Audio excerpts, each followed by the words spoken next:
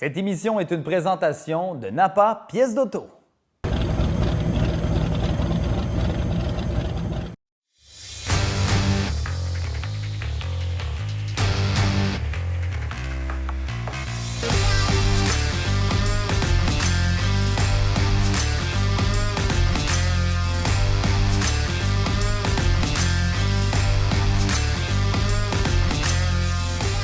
Cette semaine à Tuning Moteur de Persévérance, on frotte et on frotte encore. Il y a un blackout qui survient dans le garage et on remet deux jeunes apprentis sur le droit chemin. Aussi, à ne pas manquer, le collaborateur et spécialiste du moteur Alain Tremblay nous explique pourquoi le projet lui tient à cœur.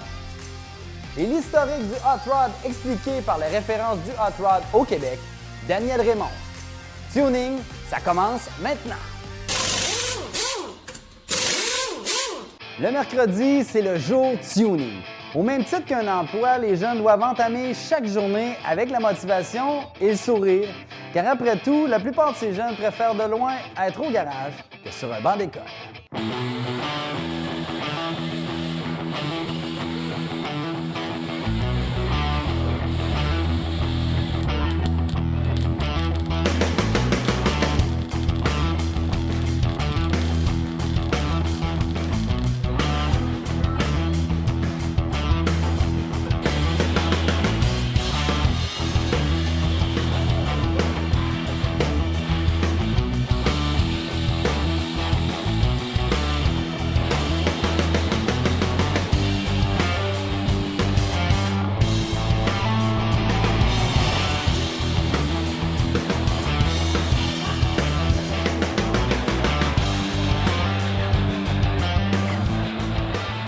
Chaque journée compte dans ce long procédé de restauration et on doit s'activer, et ce, même s'il y a certaines tâches moins palpitantes que d'autres.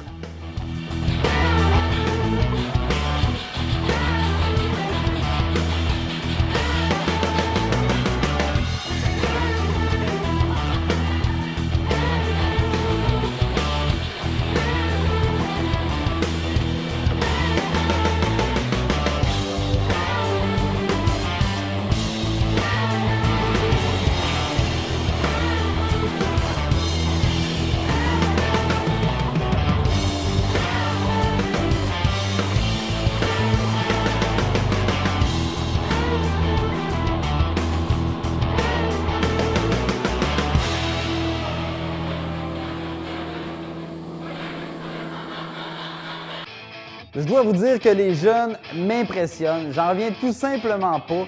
Après seulement quelques mercredis, on les sent déjà engagés, super motivés. Et tout le monde travaille vraiment fort.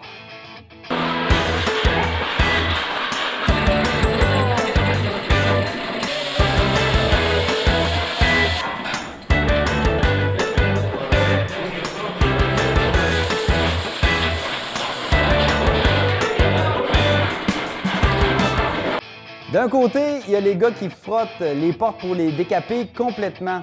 Et ça, même si ce sont les portes d'un autre projet, c'est une étape qui est primordiale pour leur apprentissage.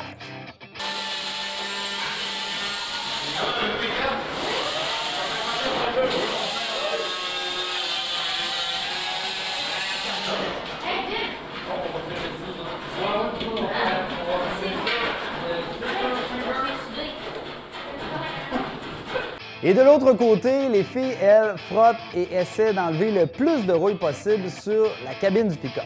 C'est vraiment pas facile et c'est surtout assez ordinaire comme job. Mais comme on dit, c'est un mal nécessaire.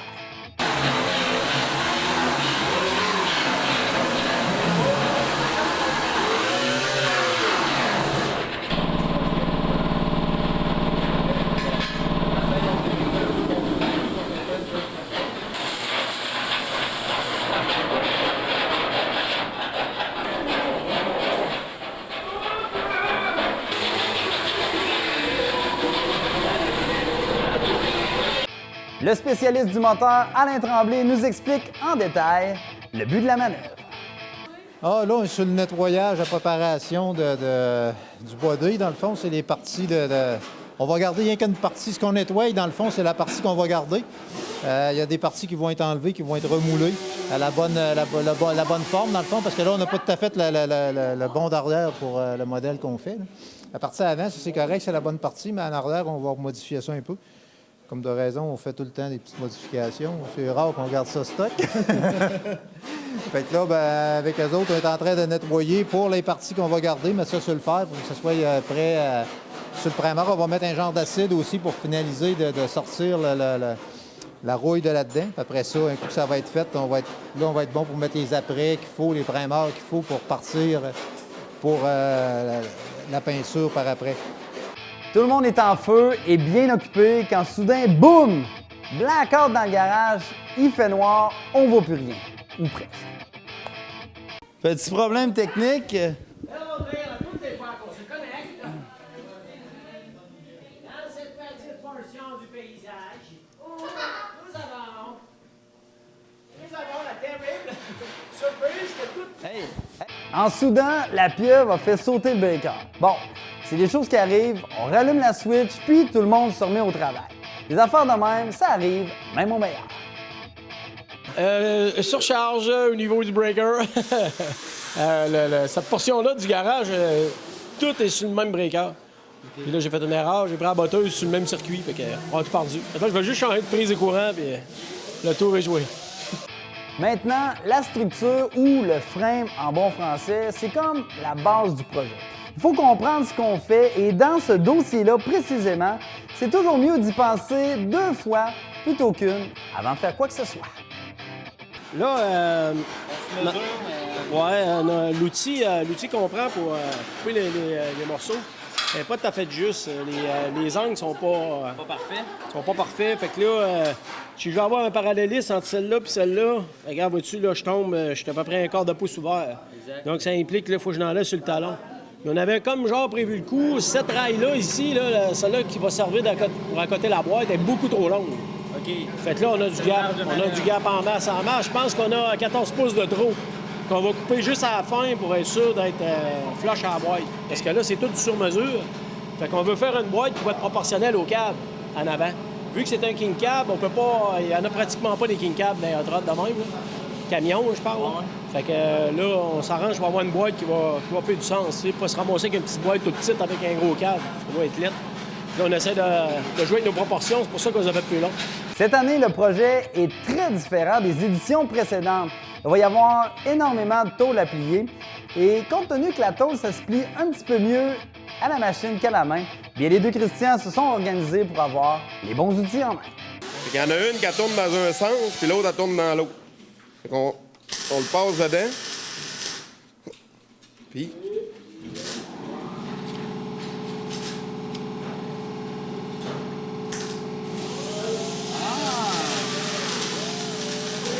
Hop. Si je suis patient, là, je peux le faire tourner complètement de même. Tandis que l'autre côté, lui, il va faire le contraire.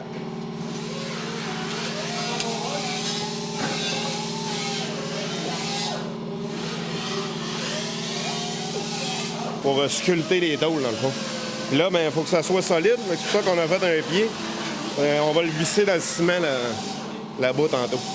Parce que dans le fond, presque toutes les tôles, on va faire ça parce qu'il n'y avait déjà pas grand-chose. C'est ça, parce qu'il faut le fabriquer, la carotte. Ça, c'est les formes de base, mais il y a bien des pièces à fabriquer au complet à la main. Donner des bonnes formes, puis... Là, tu me parlais que les jeunes ont déjà fait de la soudure. Déjà, ce stade-ci du projet, là, ils touchent aux outils puis ils t'apprennent. C'est eux autres qui ont tous soudé ça, là, le support tantôt, tu iras voir ça. Là. Et ils vont s'améliorer, là, mais c'est pas si pire. C'est solide, en tout cas. C'est pas les plus belles soudures encore qui vont s'améliorer, là, mais ils sont solides, ça, c'est certain. C'est un bon départ. Oh oui, oh oui. On a de la graine de soudeur, là, ici. Stretcher, shrinker, stretcher, shrinker. Hey, ça, là, c'est vraiment, mais vraiment pas facile à dire. Stretcher, shrinker. Stretcher, shrinker. Stretcher, shrinker. Je dis ça pas. Stretcher, shrinkers. Et quoi? Shrinker. Non, shrink. Shrink. Stretcher, shrinker. Bon, c'est bon. Toi, t'es-tu capable de dire? C'est sûr. Tout le monde le sait, mais c'est pas tout le monde qui en parle. Les cheveux gris et l'expérience, ça va pas nécessairement ensemble. Pas mal de cheveux gris, hein? Ça fait longtemps que j'en ai des cheveux gris. Ça doit faire longtemps que j'ai de l'expérience. Et moi, il commence à apparaître, fait que d'après moi, l'expérience est en train de rentrer. Là. Ouais, peut-être. Ouais. Peut-être. Il y en a pour qui c'est plus long. Ça dépend, tu sais, c'est pas tout le monde qui est ça, pareil. Oui, exact. C'est que des fois, c'est... Les cheveux blancs, c'est pas pire. Il commence à en avoir pas mal lui aussi, là. Mais quand ils m'ont l'âge, il va en avoir tout bon temps. Ouais. Quand ils sont trop blancs, ben, on va dans la chambre, ils chutent un char noir. Ça revient. Poivre et sel.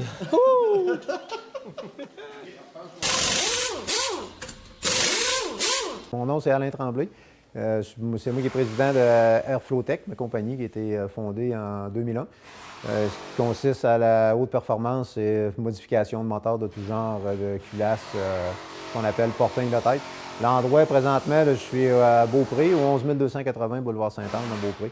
Le tuning moteur de persévérance, c'est facile, c'est d'essayer d'intéresser les gens, les jeunes qu'on a à l'école, à avoir une passion dans la vie que nous autres, on est passionnés de mécanique. Ça peut être dans n'importe quoi, comme toi, tu peux être passionné de ce que tu fais dans ce niveau vidéo et ces choses-là, des entrevues. Nous autres, on est des passionnés de mécanique. C'est pas nécessairement qu'on veut leur dire de faire vraiment de la mécanique comme telle, mais il reste que ça peut être une passion qu'il va découvrir de musique, ça peut être une passion d'un travail manuel, ça peut être un travail de bureau, ça peut être n'importe quoi. Ah, quand je les regarde aller, c'est de voir les intérêts qu'ils mettent aussi là-dessus. Et c'est un projet que, c'est sûr que c'est pas tellement long, puis il faut mettre beaucoup d'heures, nous autres aussi, mais les heures qu'ils mettent, on leur montre à travailler, dans le fond, se servir des outils, ainsi de suite. Puis c'est toujours question de sécurité aussi, puis respecter les autres aussi qui sont là.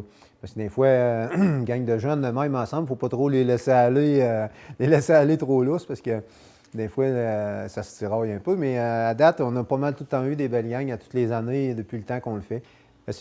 Comme je te disais, essayer d'intéresser les jeunes à faire de quoi de le 10 doigts, dans le fond. Pas juste essayer à penser à faire des mauvais coups ou quelque chose de même. C'est l'intérêt qu'on le... C'est sûr que nous autres aussi, on a de l'intérêt au projet pour le finir, mais on les incorpore dans notre projet, dans le projet qui est le tuning, pour leur dire, bien, dans la vie, c'est ça. Son travail, les autres, le journée, c'est l'école, les bureaux, les crayons, ces choses-là. Quand ils arrivent à l'atelier, c'est les grandeurs, on va avoir n'importe quoi, une soudeuse, on va avoir des outils, soit manuels, un impact à l'air ou peu importe, on va avoir différentes choses. C'est là que ça devient intéressant de le montrer. On est comme tous des professeurs, moi et les deux Christians, quand on s'en va là, la journée de tuning, on leur montre à travailler avec quelque chose, puis essayer de les intéresser à faire de quoi. C'est pas nécessairement qu'ils vont faire tous des mécaniciens ou tous des débosseurs ou peu importe. Oui, bien ceux-là que ça intéresse, comme je disais, ceux-là que ça intéresse, on va leur montrer. C'est sûr qu'avant qu'ils deviennent spécialistes en mécanique, moi, c'est encore plus spécialisé parce que c'est un moteur haute performance qui n'est pas donné à tout le monde de travailler là-dedans. Oui, c'est un projet qui est intéressant pour tout le monde. C'est sûr que ça implique beaucoup de gens au niveau... la première année, on a eu besoin de commanditaires pour faire le projet, mais c'est un projet qui nous tient à cœur beaucoup, nous autres, moi et les deux Christians, parce que c'est de l'intérêt qu'on veut donner aux jeunes, essayer de passer un petit peu de notre passion, comme je disais tantôt, dans la vie, peu importe la passion que tu as, c'est de persévérer dans quelque chose que tu vas aimer. Mais peu importe le domaine, et quand ils ont fini le projet, il y en a peut-être la moitié, le trois quarts qui ne feront pas de ce qu'on fait. Mais s'il y en a un ou deux qui vont s'intéresser à quelque chose, peu importe le projet, que ce soit dans ce qu'on fait ou dans autre chose, ils vont persévérer, puis ils vont finir par aboutir à quelque chose, puis aimer ce qu'ils vont faire dans la vie. Les activités se poursuivent de plus belle à l'atelier Showcar Design à Beaupré. Et aujourd'hui, c'est la journée son et lumière. Il y a pas mal de bruit et surtout, beaucoup d'étincelles.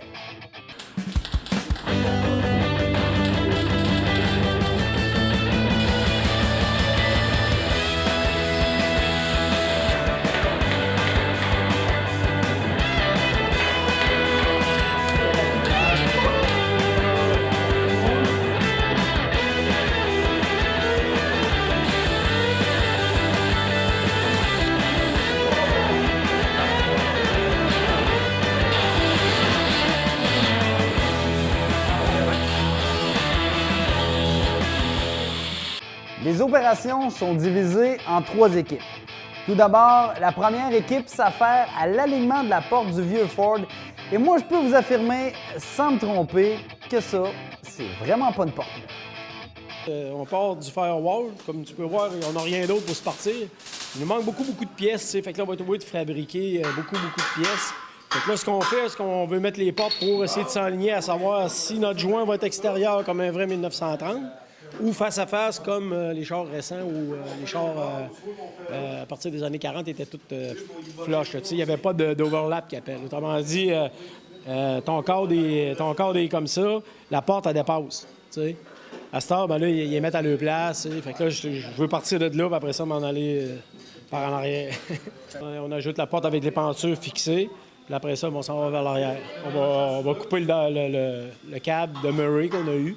On va le couper pour le rétrécir parce que ça, c'est un derrière de 4 portes. Donc, la voiture s'en allait toujours en élargissant. T'sais. Fait qu'en la mettant 2 portes king cab, ben là, on s'avance. Donc, en s'avançant, on perd la largeur. Il faut enlever à peu près 4 pouces là, sur la largeur au total, en plein centre.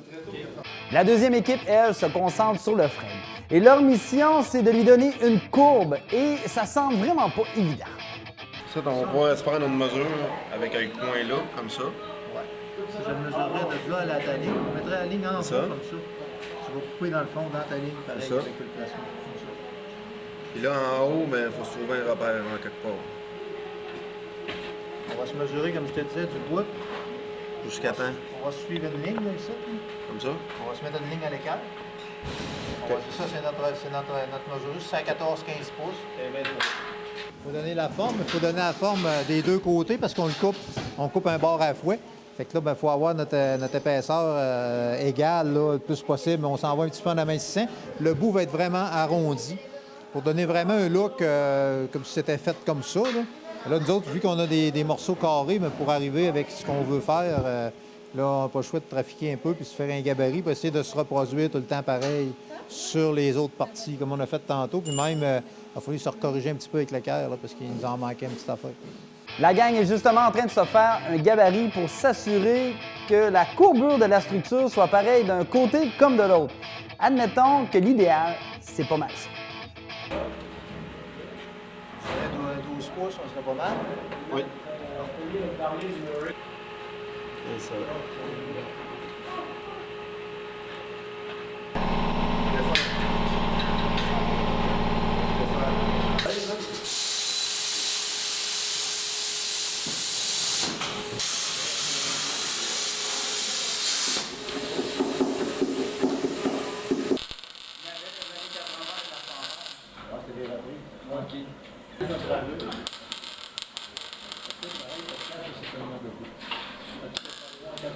Pour couper le frame, on utilise un outil de l'enfer.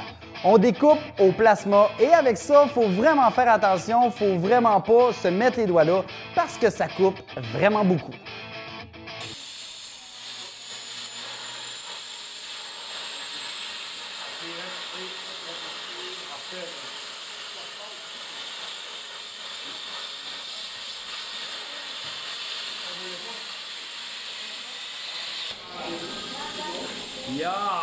Et comme pour tous les outils, des fois, il y en a certains qui sont défectueux, mais vu qu'on en a vraiment besoin, alors il faut trouver le problème et le régler rapidement. Là, on a un petit problème de contact à quelque part ou de la pression d'air. Elle ne veut pas fonctionner adéquatement. Là, on va la réessayer, voir. On te lance, puis là, elle fonctionne. Tantôt, c'est comme si le contact, la poignée, ne se faisait pas correctement avec le signal qu'on reçoit là-bas. Fait que, elle a fait un bout, puis là... Et selon votre diagnostic, docteur La Jeunesse, c'est quoi le problème? Non, je sais pas. Là, c'est peut-être juste un ajustement là, qu'on n'a pas encore compris. Là. OK. On comprend pas vite, hein, tu sais, Maxime? La troisième équipe, et non la moindre, elle frotte encore les portes. Et oui, c'est un travail qui peut être assez long, assez tough pour les bras, car il faut qu'on force comme il faut pour que ça décolle. Mais la pire affaire là-dedans, là, c'est que ces deux portes-là font partie d'un autre projet. Mais la pieuvre nous dit pourquoi on les fait travailler aussi fort sur les pièces qu'on va même pas utiliser dans le projet. c'est ça. Vu qu'il n'y a pas de décapage à faire sur cette voiture-là, c'est une étape bien importante quand tu fais de la restauration. Fait qu'on on a pris des portes sur un autre de mes projets que j'ai ici, puis on leur montre comment ça fonctionne. Puis, dans le but de leur montrer ça de plus, là, on dit tout le temps qu'on essaie de toucher à tout dans la restauration. C'est pour ça qu'on fait des petits mini-ateliers comme ça. Là. À un moment donné, Joe va emmener, Christian, excusez, va emmener Windshield, va lui faire un petit peu comme on fait par le passé. Là. On a fait ça quand même régulièrement. Ça fait partie des petits mini-ateliers qu'on fait. Là. Quand on veut que les deux côtés et les deux portes de la voiture soient bien alignés, on peut utiliser notre système D. Ça, c'est ce qu'on a entre les deux oreilles. Et la pieuvre, lui, il se fabrique une fausse équerre. Il veut tout simplement s'assurer du parallélisme des deux côtés. Oui, oui, le parallélisme. Et ça, c'est pas moi qui l'a dit, c'est lui. Piment le vent caresse les vagues d'eau et tangue le navire. Là, il nous manquait un outil essentiel, au bon fonctionnement des opérations d'aujourd'hui. Soit une fausse équerre. Une fausse équerre qui consiste en... Une fausse équerre, tu prends la mesure que tu veux avec ça. Autrement dit, tu l'ajustes, c'est pour être sûr du parallélisme des deux côtés de la voiture. Ouch, ça fait mal, Marianne, dans ma tête, j'ai dit parallélisme. Hey, ouch! Ouais, c'est ça. Maintenant, c'est juste s'assurer que les deux côtés vont être pareils. L'ouverture des portes, surtout. En plus de chanter constamment dans le garage, la pieuvre nous fait un beau petit show de tambour. C'est pas un aile de Civic. Ça rebondit maintenant.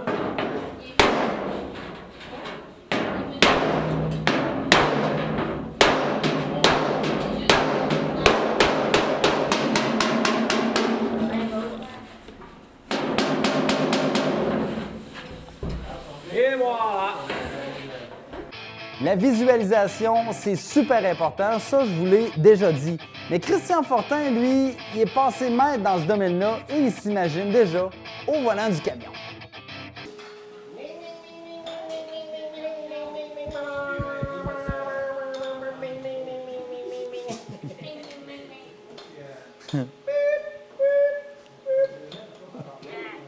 Pendant qu'un s'amuse, les autres s'affairent à une tâche qui prend beaucoup de temps. Et maintenant qu'un côté est fait, eh bien, il faut faire la même chose, mais de l'autre côté.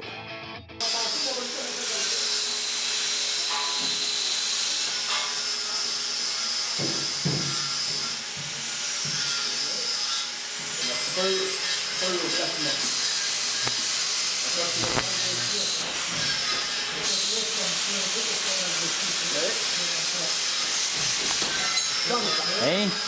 Tout le monde travaille fort, mais Dylan et Sean, eux autres, ils ont décidé de prendre leur break syndical. Mais à l'école, comme au garage, ça prend un peu de discipline et oui, la pieuvre a dû intervenir pour remettre les jeunes sans traque, comme on dit, ou plutôt sur le droit chemin. C'est sûr qu'au début du projet, on les a bien dit qu'on ne pouvait pas avoir 8 personnes à ferrer tout le temps, parce qu'à un moment donné, on vient que c'est trop serré, on marche par petits groupes. Sauf que là, tantôt, j'en ai averti 2. C'est un peu normal. Ça se fait tous les ans. Puis, c'est sûr qu'on va avoir plus de suivi auprès des jeunes. Je les laisse pas trop niaiser. J'aime ça quand ils font de quoi. Ils sont ici pour ça. C'est pas ici pour s'asseoir. Fait que, c'est pas ici pour les morfondre non plus, remarque, là. Mais, c'était une petite pause qui était justifiée. Sauf qu'à un moment donné, il faut mettre un terme à la pause. Là, Hot Rod, là, ça part pratiquement à la fin de la dernière guerre. Des gars qui étaient à la guerre sont revenus ici, ils étaient cassés comme des clous. Le trip qu'il y avait, eux autres, c'est la vitesse. Il y a bien des gars là-dedans qui ont commencé ça, c'était des gars qui étaient dans l'aviation. Ils étaient dans la mécanique des avions, ces choses-là. Ce qui est particulier de lui, c'est que c'est un regroupement de pièces qui sont pas encore faites pour aller ensemble. Là. Ils ont un devant d'une carrosserie d'automobile, ils ont le derrière d'une autre carrosserie d'automobile, puis ils font la confection d'un câble de camion avec de petits pick-up. Puis là, ce qu'on va faire, c'est qu'on va déterminer, tantôt un peu plus tard, on va déterminer les proportions. Parce qu'il y en a qui font les boîtes d'origine. Avec ça, la boîte a l'air immense par rapport à la carrosseur de la carrosserie. Moi, j'ai des points de base qui sont la longueur de la carrosserie. Proportionnellement, la boîte devrait se ressembler. Elle devrait être semblable à peu près à les dimensions de la longueur de la carrosserie. pour qu'il y ait une allure quand même proportionnelle. Là. Oui, assez. La barre est haute. Pour un projet comme ça, oui, la barre est haute. Ouais, mais c'est un beau projet.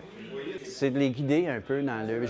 On a commencé à guider dans le choix de pièces, dans le style un peu qu'ils ont parlé du projet. J'essaie de les guider dans le choix de leurs pièces, pas avoir de pièces trop modernes non plus, parce que c'est un véhicule qui va être...